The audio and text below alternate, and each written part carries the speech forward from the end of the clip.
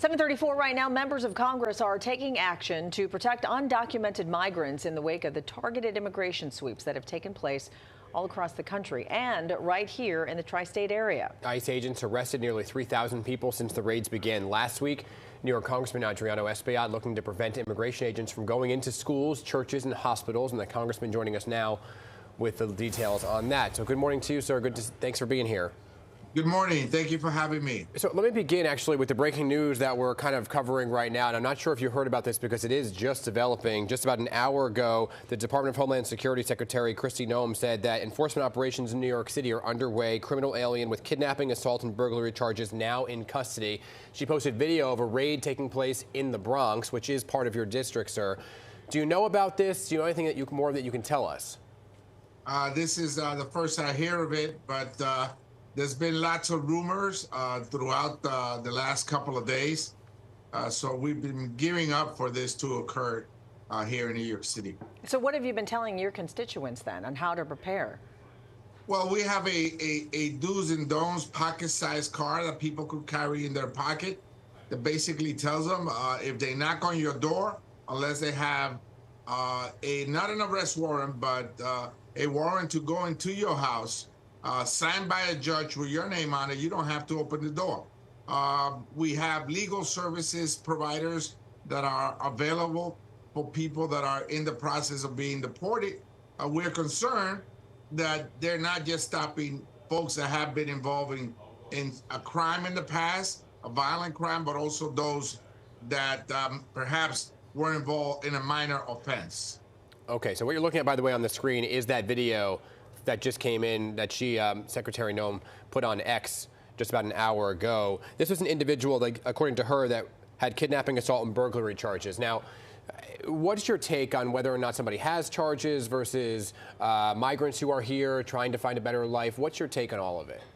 Well, first and foremost, everybody should be afforded due process in our nation. I don't think we should compromise due process for anybody. But if you committed a violent crime, you go through due process. If you're found guilty, there are already laws in the book that allow for you to be arrested, convicted, and deported. We are concerned about the broader picture, casting out of a broader net where folks that jumped the turnstile, that were involved in a minor offense, a nonviolent offense, could be scooped up and deported as well. These folks may be fathers, mothers, they have families, and we're concerned that this is going to hurt New York City and the country. I mean, there's already been increased ICE activity in New Jersey. And then we heard from the mayor, Patterson, that people are even afraid to go to work. They're afraid to send their kids to school. So you have a bill that is trying to address that. So what exactly are you looking to do? Well, the first thing is that, yes, farm workers are not going to work. We saw how in New York, even U.S. citizens were stopped and questioned. Even a veteran was stopped and questioned. Mm-hmm. We have a bill that stipulates what a sensitive location is.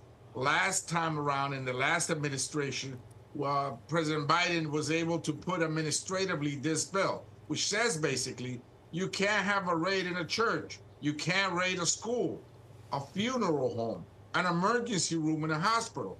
These should be sacred places where services are being provided to people. So we have introduced the bill again, and we will be pushing to pass this into law this session. Have you had any conversations with the current administration in terms of locally, Mayor Eric Adams, about whether or not sanctuary city status can help protect some folks in certain locations as well? I haven't spoken to the mayor since President Trump was sworn in, but I know that he has said that he will not have the New York City Police Department be part of these operations. So I'm glad that the New York finest are going to be out there chasing bad guys here in New York City that are committing crime, and that they're not part of this federal operation that I think has cast out a wide net to scoop up and deport people that may have just jumped the turnstile or committed a minor infraction. You know, I think a lot of your constituents are really wondering, though, is there really anyone that can put a stop to this? Does Congress have any power to stop it or to even slow these raids down? We will be looking into it when we get back next week to Washington.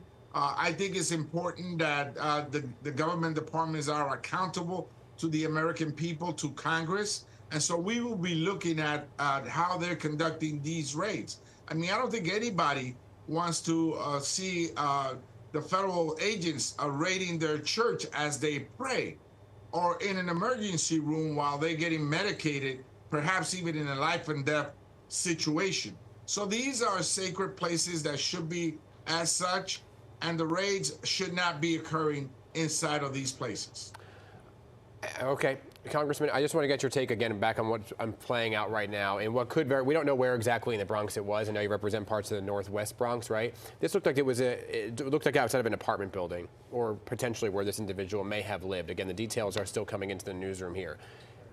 What's your take on somebody's house or apartment building? You're talking about churches and schools and so on and so forth, but what's somebody's home? Well, again, the rules are that if you're going to raise somebody's home, you got to have an order from the court signed by a judge with the person's name. This has occurred on a regular basis before. This is not new.